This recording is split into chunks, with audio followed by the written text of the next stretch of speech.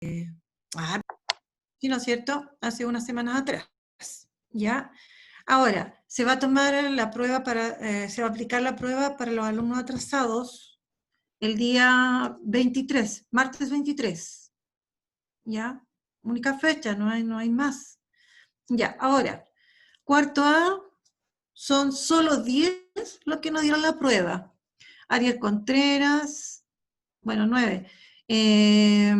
Gutiérrez, Marchán, Mora, Serrano, Ibarra, Galarce, Díaz, Alexander Contreras.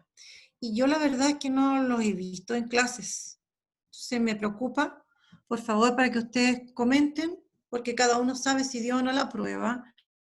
Comenten que transmitan que se va a tomar la prueba el próximo martes a las 3 de la tarde, ¿ya? Para los atrasados. En el cuarto C, me debe Vicente Méndez, La Paz Vera, Rodrigo Vicencio ya no está, y Diego Sarro. ¿Ya? Ellos tres me deben me deben la prueba. ¿Ya? Por favor. Y lo otro, que nosotros ya vamos a tener una próxima prueba la segunda semana de julio. Y va a ser de todo lo que hemos visto hasta la próxima semana. ¿Ya? Ahora, la semana luego que viene, la primera semana de julio, sí, bien digo, la primera semana de julio termina agosto y comienza la primera semana. En esa yo voy a hacer un reforzamiento, voy a hacer un resumen de todo lo que hemos visto, como lo hice la otra vez, que se hizo después de la prueba, pero esta vez va a ser antes de la prueba. Y después se va a hacer la prueba. ¿Listo? Ahora, el día que nosotros tenemos la prueba, igual esa semana va a haber clase, por si acaso. ¿Ya? Así que porque la vez anterior y la otra no se hizo clase, o sea, no tuvieron clase con nosotros, pero tuvieron en las otras asignaturas, si es que no me equivoco. ¿Ya? Pero ahora va a haber clases normales, porque en la mañana tenemos clases y en la tarde hacer las pruebas. ¿Listo? Así que por favor, para que se preocupen y de las pruebas atrasadas y luego de las pruebas cuando corresponde, por favor. Ya, niños, pasado el aviso, entonces ahora voy a compartir con ustedes para que comencemos, ¿no es cierto?, esta clase. Ya, voy a compartir el Power. Ahora, quisiera saber, ¿no es cierto?, la clase pasada hablaba de las vacunas. Si tienen alguna duda sobre las vacunas, algo que le haya entrado duda, si es que revisaron la clase luego, ¿alguna pregunta? ¿Les quedó alguna duda? ¿No? Nada, van a estar mutis. El profesor César los tiene sin mute, así que pueden habilitar su micrófono para preguntar algo, por favor. ¿Ya? Y levantar la mano si tienen dudas. O levantar la mano también. Igual también pueden hacerlo. ¿Ya? Oh, cerré algo ahí. No importa, voy a volver a compartir.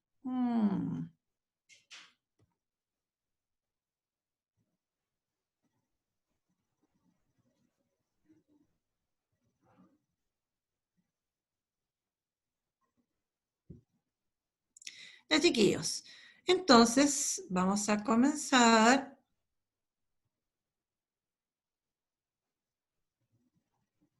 Se demora, parece que estuviera...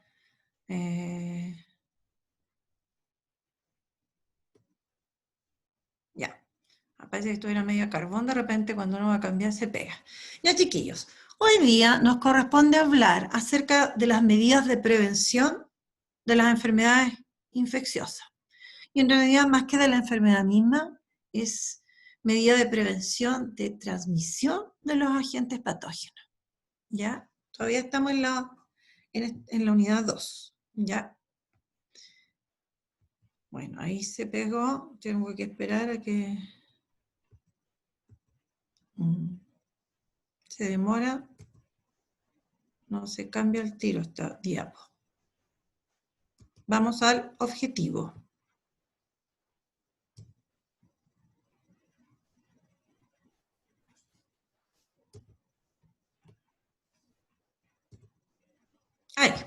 Objetivo de la clase: comprender la importancia de conocer y aplicar medidas de prevención de transmisión de agentes infecciosos. Eso es lo que pretende, ¿no es cierto?, que el objetivo de la clase de hoy. Veamos, vamos a partir, ¿no es cierto? Hoy día vamos a trabajar con 3 gráficos que vamos a analizar, ya lo hemos hecho antes, así que yo aquí les voy a pedir que ustedes colaboren y puedan, ¿no es cierto?, dar ideas en relación a lo que se va a preguntar. Bueno, aquí tenemos un gráfico que tiene que ver con las tasas de gonorrea según grupo de edad y sexo. ¿Ya? Vamos a volver luego a este gráfico. Vamos a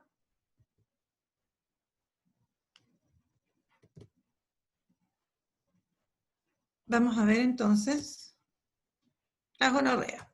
Partamos entonces. Nosotros sabemos que la gonorrea, porque lo sabemos de antes, es una enfermedad de transmisión sexual, ¿no es cierto? Es más común en los adultos jóvenes, ¿ya? Y en nuestro país se ha dado que hay hartos casos de jóvenes adolescentes, ¿ya? Si hay ruido en sus casas, yo le voy a pedir que silencien su micrófono, ¿ya? Ahora, la bacteria que causa la gonorrea, ¿no es cierto?, puede infectar el tracto genital, la boca, ¿no es cierto?, incluso las zonas del ano. Ahora, puede contraerse a través de relaciones sexuales, vaginales, orales o anales, ¿no es cierto?, como sabemos, con una pareja que está infectada. Ahora, una mujer embarazada puede transmitírsela a su bebé en el parto, lo que nosotros conocíamos como transmisión vertical, ¿ya? Ahora, algunas veces esta gonorrea puede ser como asintomática, ¿ya? Pero si nosotros pasa mucho tiempo y no nos damos cuenta, puede causar problemas, ¿no es cierto? Por ejemplo, en el caso de los hombres, en los testículos, ¿ya? Y en la mujer puede provocar inflamación pélvica y también causar problemas en el embarazo e incluso infertilidad. O sea, estas enfermedades, estas ITS, no son simples, ¿ya? Vamos a volver entonces ahora, sabiendo esto, habiendo recordado algunas cosas que ya las habíamos mencionado, vamos a volver al, ¿no es cierto?, al gráfico. Así que hay que observar el gráfico. Recordemos que los gráficos nos entregan información, nos comunican. Nosotros podemos sacar hartos datos de este gráfico. Entonces, esa es la idea. Ahora, si ustedes se fijan en azul, ¿no es cierto?, las columnas azules representan a los hombres, la tasa de gonorrea de los hombres. Después, en celestito, está la tasa de gonorrea en las mujeres. Y como en un cuadradito, ¿no es cierto?, el total hombres y mujeres. Y ahí están los tramos de edad. Ahora, fíjense bien, ¿no es cierto? Bueno, en el eje de las Y está la tasa por 100.000 habitantes, y en el eje de las X, ¿no es cierto?, tenemos grupo de edad, ¿ya? Vean las edades, que va desde 0 a 4 años hasta 65 y más, ¿ya? ¿Qué me podría decir alguno acerca de lo que muestra este gráfico? Los escucho. A ver, ¿qué información podemos sacar de aquí? Que la mayor cantidad de gente infectada por gonorrea está entre los 20 y 24 años. Exactamente. Imagínense ustedes. Y tenemos una tasa, ¿no es cierto?, de 20,8. ¿Ya? Ahora, ¿qué más? ¿Qué más me pueden decir? Que los que más se infectan son hombres. Exactamente también. Muy bien, los que más se infectan son los hombres. ¿Por qué será? Aquí estoy pensando, ¿no es cierto? ¿Qué puede ocurrir? Quiero que miren hacia su izquierda por ejemplo, entre 0 y 4 años, hay una tasa 0,2, 0,2, 0,2. ¿Qué será? ¿Qué creen ustedes ahí? Los recién nacidos, ¿verdad? ¿No es cierto? En el parto decíamos que la mamá le podía transmitir una infección, la transmisión vertical, la podía transmitir al niño, entonces también puede ser. Y, por ejemplo, entre 10 y 14, ¿qué podría ser?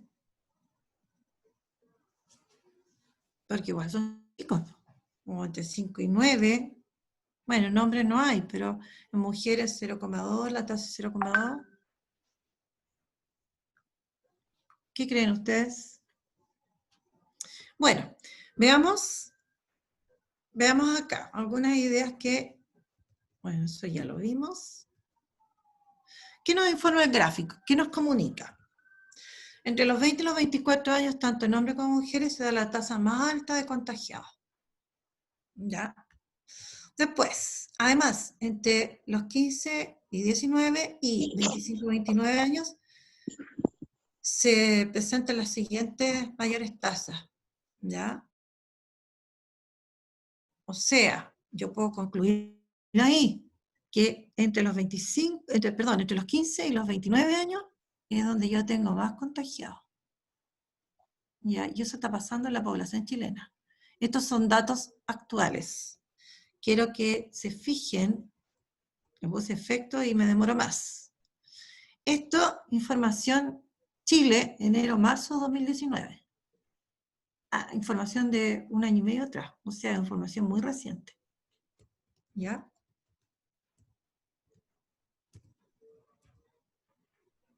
¿Ya? En los hombres existen tasas mucho mayores que en las mujeres. Y sobre los 50 años en las mujeres las tasas son igual a 0 en los siguientes tramos. Eso es como lo más significativo. Y ahora unas preguntitas que tienen relación con la información que nos entregó este gráfico.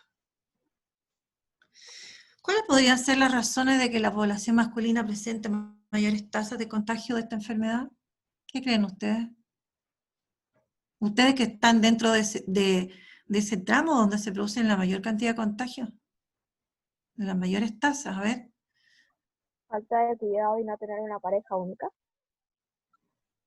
Ya, no tener pareja única, o sea, más bien tener bastantes parejas, probablemente, y ¿no es cierto?, no tomar las precauciones correspondientes. Ya, correcto. ¿Alguien más? ¿Otra idea? No uso del condón. Ya, dentro de las precauciones, ¿no es cierto?, no tomar el resguardo correspondiente. Veamos la otra pregunta, dice. Y aquí aparece, bueno, tiene relación con la anterior, obviamente. ¿Qué medidas de prevención debemos practicar para evitar un contagio por este tipo de infecciones de transmisión sexual? Tener única pareja sexual. Ya, correcto, sí. Preservativo. El uso de preservativo, recuerden, preservativo masculino y femenino. ¿Algo más? ¿Qué más puede ser? La abstinencia. También la abstinencia. Y en el caso, por ejemplo, de que yo estoy contagiada, ahí sí que abstinencia total, obviamente. Porque cuando las personas están contagiadas, los preservativos tampoco son 100% seguros. O sea, con preservativo, inclusive si yo estoy enferma, hay posibilidades de contagio. ¿Ya? Y la otra dice, ¿cuán efectivas han sido las medidas de prevención que se han promovido a nivel nacional en relación con este tipo de infecciones de transmisión sexual en la población? ¿Cuán efectivas han sido esas medidas? ¿Qué creen ustedes? Que no ha sido muy efectiva. No, pues no han sido muy efectivas, no ha habido mayor difusión. La gente no pesca. Sí, y Y lo hace estamos lo que viviendo quiere. ahora. Ya, entonces, el que nosotros lo estudiemos acá ahora en el colegio es como para que ustedes lo tengan en cuenta, lo tengan sumamente presente. Ya. Bueno, y aquí vamos a otra enfermedad que se da en Chile, ¿ya? Bueno, y en este caso, ¿no es cierto?, muestra el número de casos de infección por hantavirus. ¿Se acuerdan del hantavirus? ¿Alguien me puede decir algo del hantavirus? A ver. ¿No? Ese, ¿Lo transmite una rata o no? Exactamente, se transmite, ¿no es cierto?, a través de un ratoncito, los colilargos. ¿Sí? ¿Iba a hablar alguien más? No sé si la Valeria o la Geraldine. A ver, ¿quién más? A ver. ¿No? Bueno, vamos a ver un poquito también del hantavirus. Es una enfermedad viral aguda grave, ¿ya? Causada por el virus hanta. Ahora, estos son ratones de campo, como dice, principalmente colilargos, los que transmiten a las personas el virus, ¿ya? Eliminan en su saliva, en sus heces, en sus orinas, y esos elementos, saliva, heces, orina, pueden contaminar, ¿no es cierto?, contaminar los lugares, los objetos donde se encuentra el hombre, ¿ya? Bueno, es una enfermedad poco frecuente, digamos, sí, como algo estacionario, ¿ya? Qué bueno que no sea muy frecuente, porque es bastante grave. Como dice, anualmente se diagnostican entre 40 y 60 casos en todo Chile. Sin embargo, se trata de una patología grave y un porcentaje de un 30 o 40% de los casos fallece. Es alto, ¿no es cierto? El padecer el hantavirus va a significar, ¿no es cierto?, que estemos con posibilidades de morir, ¿ya? Y afecta, ¿no es cierto?, a nivel pulmonar, ¿ya? Si ustedes no lo han olvidado. Ahora, no existen medicamentos, como dice ahí, eficaces y específicos para esta enfermedad, ¿ya? Ahora, también se puede usar plasma obtenido de pacientes que pueden haber sobrevivido a la infección. Y esto es bastante eficiente porque hay anticuerpos, ¿no es cierto?, que van a poder combatir a los agentes patógenos que están atacando al individuo, ¿ya? Ahora, como dice ahí, si esta enfermedad es pronosticada, o sea, es detectada a tiempo, ¿no es cierto?, en sus inicios, las personas, ¿no es cierto?, tienen buen pronóstico, ¿ya? Y ahí, bueno, habla de este ECMO, que es una tipo de terapia respiratoria, ¿no es cierto?, que utilizarían las personas que pueden padecer de la enfermedad. Y ahora volvemos, ¿no es cierto?, al gráfico que vimos delante para obtener información. Otra vez se pegó la cosa. Paciencia, paciencia.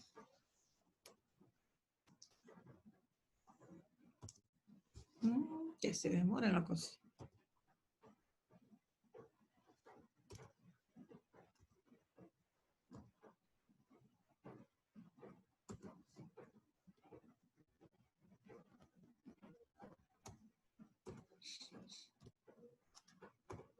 Ya, ahí está.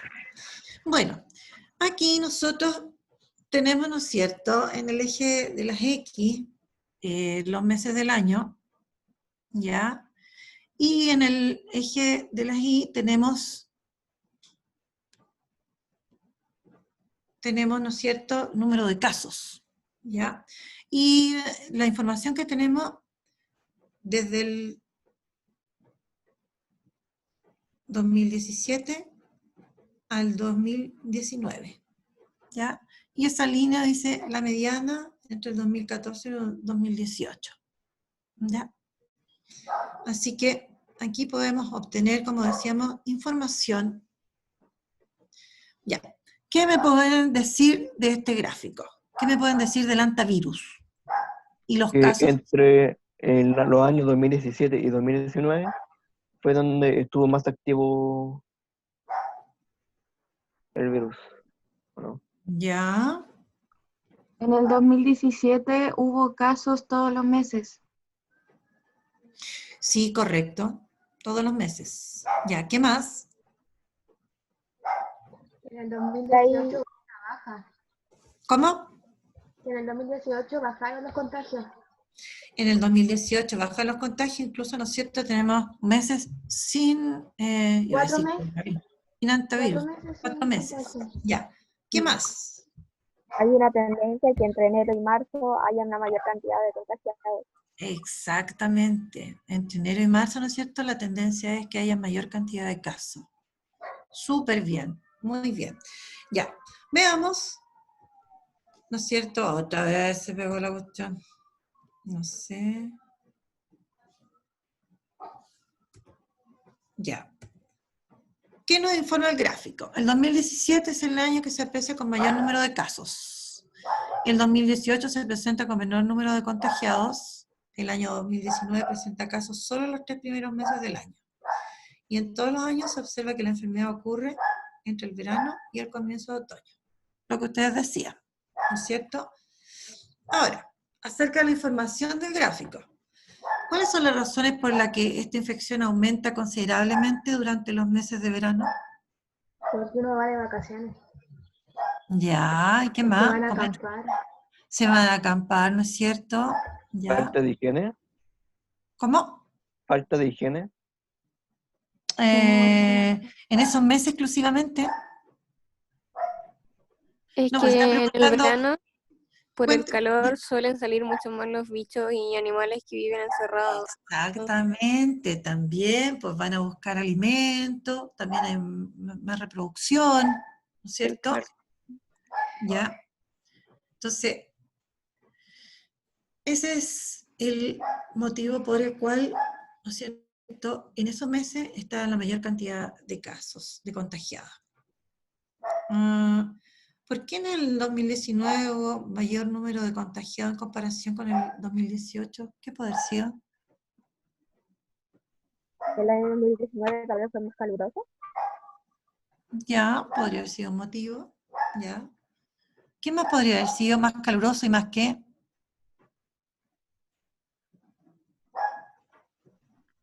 ¿Qué más ha pasado en nuestro país? Más sequía también. Sí. Más sequía, falta de alimentos. Entonces, ¿qué salen a hacer? Salen a buscar los ratoncitos. Y hay mayor posibilidad de contagio. ¿Qué medidas de prevención deberíamos practicar para evitar un contagio con este tipo de agente infeccioso? Higiene. Ya, higiene, ¿dónde? ¿Cuándo? A ver. ¿Cuáles serían las medidas? Bueno, las vamos a dejar porque al final resumimos con eso, ¿no es cierto? Ahí vamos a ver otra vez.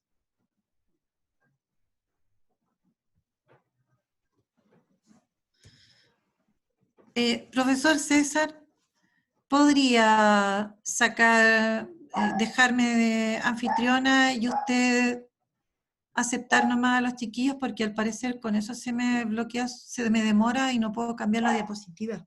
Me cuesta. Yo pienso que es eso. Estoy un buen rato ahí pegada con la diapo y no la puedo cambiar al tiro. Ah. Recórcholis. Ya. Y ahora nos vamos a ir a otras enfermedades que son conocidas y desconocidas para ustedes. Oh, rayos.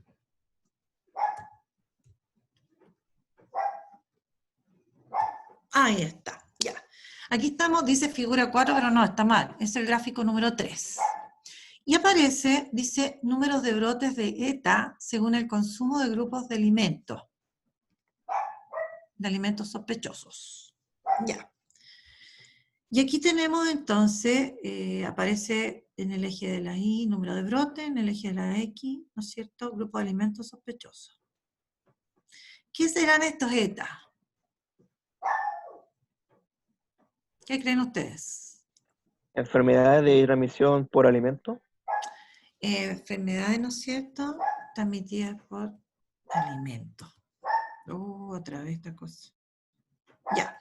Y nos vamos a ver, ¿no es cierto?, está la definición que hay y algunas ideas más. Cuando pueda cambiar en la diapositiva. Ya está. ¿Qué son las ETA? Son las enfermedades transmitidas por los alimentos, ¿ya? Y como dice ahí, este es un gran problema a nivel mundial. Lamentablemente, hay hartas enfermedades que se transmiten a través de los alimentos, ¿ya? Bueno, hace algunos años atrás, más de 20 años atrás, por ejemplo, nosotros tuvimos cólera.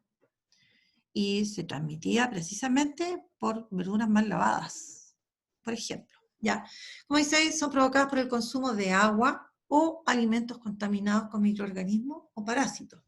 O bien también por las sustancias tóxicas que ellos producen. Recuerden ustedes, por ejemplo, las bacterias producen sustancias tóxicas, producen toxinas. ¿Ya? Ahora, la preparar y manipular los alimentos, ¿no es cierto?, son factores sumamente importantes en que se produzcan las ETA, ¿ya? Por lo tanto, ¿no es cierto?, como dice, la actitud de los consumidores, ¿ya?, resulta sumamente importante para poder prevenirla, ¿no? Ahora, los alimentos involucrados con más frecuencia en estas epidemias, y casos de estos son los alimentos de origen animal, las carnes, por ejemplo, leches, huevos, etc. ¿Ya? Bueno, y aquí algo más de información. ¿No es cierto? Para que se produzca la enfermedad, el agente patógeno tiene que estar en el alimento, o su toxina. ¿Ya? Ahora, en muchos casos nosotros ingresan a nuestro organismo agentes patógenos, pero también tiene que ver no solamente con la presencia, sino que con la cantidad. O sea, cuando nosotros llegamos a tener una de estas ETA, es porque ingresaron hartos agentes patógenos. Porque nosotros igual tenemos, como lo vimos en la clase pasada, tenemos varias barreras que intentan evitar, ¿no es cierto?, que van a ingresar agentes patógenos. No es que no ingrese ninguno, se ingresan, pero nosotros tenemos barreras que los combaten. Entonces, imagínense, ingresan agentes patógenos, deben entrar una gran cantidad. Y eso significa que están muy contaminados los alimentos que estamos consumiendo y que finalmente nos llevaron a que nos enfermáramos. ¿Ya? Como dice, el patógeno debe estar presente en cantidad suficiente. ¿Ya? Ahora, ese alimento también debe ser capaz, como dice, de sustentar el crecimiento de los agentes patógenos. Porque los agentes patógenos igual requieren, aparte de alimentos en sí, nutrientes, requieren de ciertas condiciones. O sea, el alimento en el fondo tiene que presentar las características para que el microorganismo se pueda desarrollar. ¿Ya? Bueno, y la enfermedad entonces, esta ETA, nosotros la vamos a tener porque ingerimos entonces alimentos que tenían microorganismos. ¿Ya? Y por ejemplo, ahí están los agentes patógenos que pueden causar estas enfermedades, salmonela, la salmonela tifi, que produce la fiebre tifoidea, ¿no es cierto? Antiguamente estaba también el cólera, el vibrio cólera, ¿ya? La shigella, el virus de la hepatitis A, la trichinella spiralis y muchos otros más en realidad. ¿Ya? Ahora, la intoxicación causada por el alimento, que también pasa a veces, ocurre cuando las toxinas que producen, por ejemplo, bacterias o mohos, están presentes en los alimentos que nosotros ingerimos. Cuando dicen una intoxicación alimentaria. Y ahí generalmente son pocas veces una o dos personas, generalmente son varias las personas que llegan a intoxicarse. ¿Ya? Entonces ahora nos vamos volvemos al gráfico 3 y observamos a ver qué información podemos obtener de acá, de este gráfico. ¿Ya? A ver, ¿quién me puede decir alguna cosa? ¿Quién me Los puede decir? mayores brotes de ETAs están en los pescados. Sí, ¿por qué podrá ser? A ver. Mala ¿Que preparación. vienen del mar? Vienen del mar, la preparación, que se corte la Yo cadena de creo que frío. por lo del mar. O sea, porque el mar igual está muy contaminado. Y También. también la También. preparación. Sí, básicamente. también, ya. Lo otro, miren aquí, por ejemplo, huevos y ovoproductos. Por ejemplo, las mayonesas. Cuando Ay, uno va a Dios. un asado, ¡ay, mayonesa casera! Estamos afuera y le cortamos la cadena de frío y terminamos enfermos de la guata. Muchos, ya, ojo con eso. La leche y productos, o sea, son como muy buenos, ¿no es cierto? Estos alimentos ofrecen ambientes muy apropiados para que se desarrollen los agentes patógenos. Entonces, cuando nosotros cortamos las cadenas de frío, es complejo. De repente, por ejemplo, cuando en el colegio los chiquillos, porque pasa, y uno también como profe les compra, no sé, porque llegan los sandwichitos, el sushi, algunas cosas, estamos corriendo ciertos riesgos. Porque los alimentos, muchos tienen las condiciones propicias para que se desarrollen los agentes patógenos, porque igual siempre tienen algún grado de contaminación. No están así esterilizados al 100%, no. ¿Ya? Profe, ¿y la Influye. comida que venden en la calle? Por, con mayor razón, por adelante, aquí la clave está en los consumidores. Ya, obviamente que los que preparan comida y todo, por eso ahí habla de la segunda cantidad más alta, comida y platos preparados, ya, pero también están los consumidores, pues chiquillos. Uno tiene que saber a quién le compra y dónde compra, ¿ya?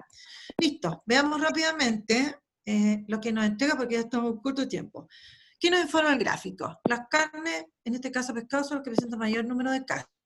Las comidas preparadas ocupan el segundo lugar de casos con ETA. Así que ahí vamos a tener que poner harto ojo cuando compramos comida, ¿ya? Alimentos preparados en la calle, en estos track food que hay ahora también. Alimentos derivados de la leche y hechos con huevos se presentan generando también una gran cantidad de, o sea, mayor cantidad de ETA, ¿ya? Acerca de la información, ¿cuáles son las vías de transmisión que presenta este tipo de enfermedades en la población chilena? A ver. ¿Qué acciones aumentan la probabilidad de contagio por ETA? Ya, la última ya la respondimos. ¿Y las otras? ¿Las vías de transmisión que presenta este tipo de enfermedades? Consumir alimentos de la calle o que no sabemos cómo No, pues lo... el hecho de consumir alimentos, consumo de alimentos, ¿no es cierto?, que están contaminados. ¿Ya? Y ahí están, acciones que aumentan la probabilidad de contagio por ETA, eso. No conocer la Profe, procedencia, lo que ¿no decíamos. influye o sea, no influye los alimentos transgénicos? Lo que pasa es que ahí es distinto. Estamos hablando de otra cosa ahí. Los transgénicos son alimentos que provienen de organismos que se modificaron genéticamente. ¿Ya? Entonces, ahí hay otros elementos que pueden actuar. El hecho de que, no sé, pues, igual que otros no transgénicos, por ejemplo, que contengan más pesticidas, eso. Pero no tienen que ver los alimentos transgénicos con estos ETA. ¿Ya? Aquí estamos hablando de alimentos que se contaminaron con agentes, con microorganismos o la toxina D. ¿Ya? Listo.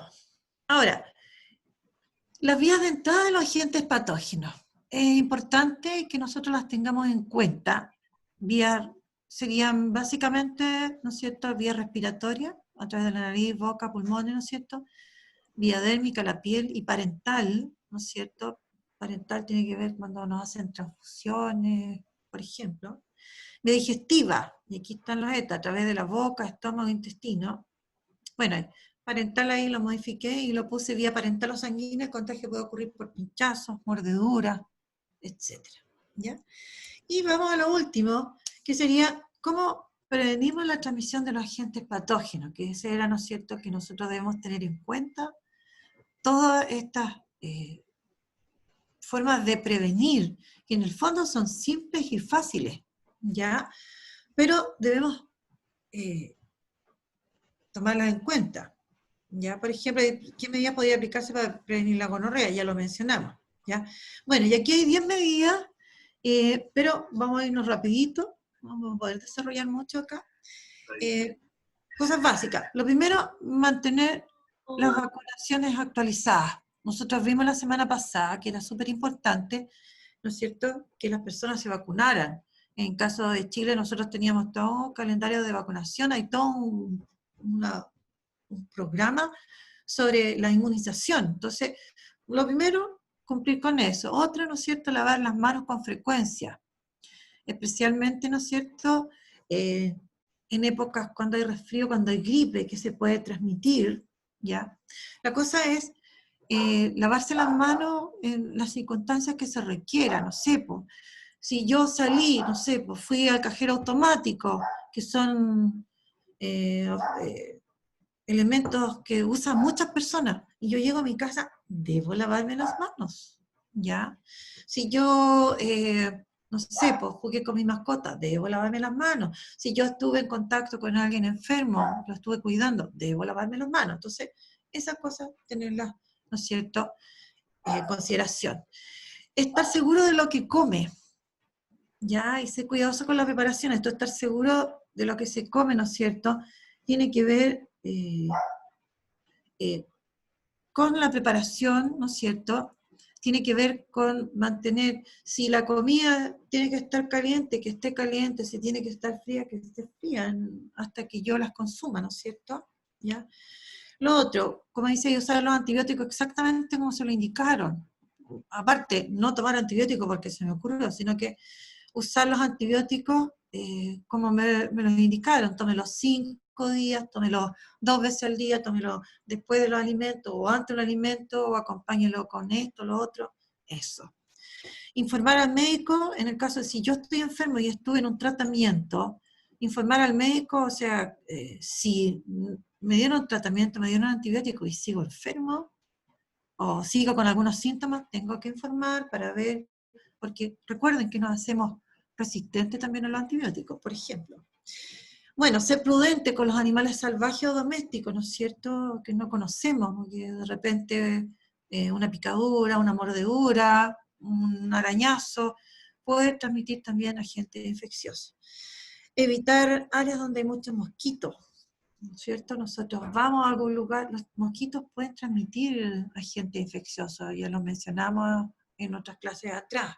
Usar los resguardos correspondientes, no sé, usar repelente, la ropa apropiada, etc.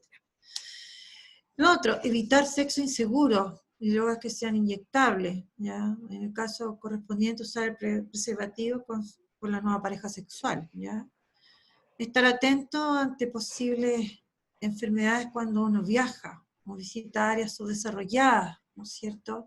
Ponerse todas las vacunas que se requieren y tomar todos los resguardos correspondientes. Informarse además, eso, si yo voy a viajar, es sumamente importante que yo me informe a dónde voy a ir por todo esto. Y cuando se enferme, darse el tiempo de que uno se cure como corresponde y que se recupere. Esas son como medidas. Y bueno, y esto, para que ustedes lo hicieran, ¿qué medidas preventivas aplicaría para la gonorrea, para el hantavirus y para el ETA? Como no alcanzamos, queda de tarea para la casa. Aunque ya dijimos varias cosas, así que no va a costar nada que ustedes la hagan. Además que hoy día se ha aportado un 8 porque han participado mucho. ¿Ya? Y para finalizar, ¿qué estudiamos hoy día? Características de alguna enfermedad infecciosa en Chile. Análisis de gráficos sobre información de estas enfermedades. Vías de entrada del agente infeccioso y algunas medidas de prevención de transmisión de agentes patógenos. Y tan. Terminamos, chiquillos. ¿Ya? Así que saco esto y tienen 30 segundos para comentar algo.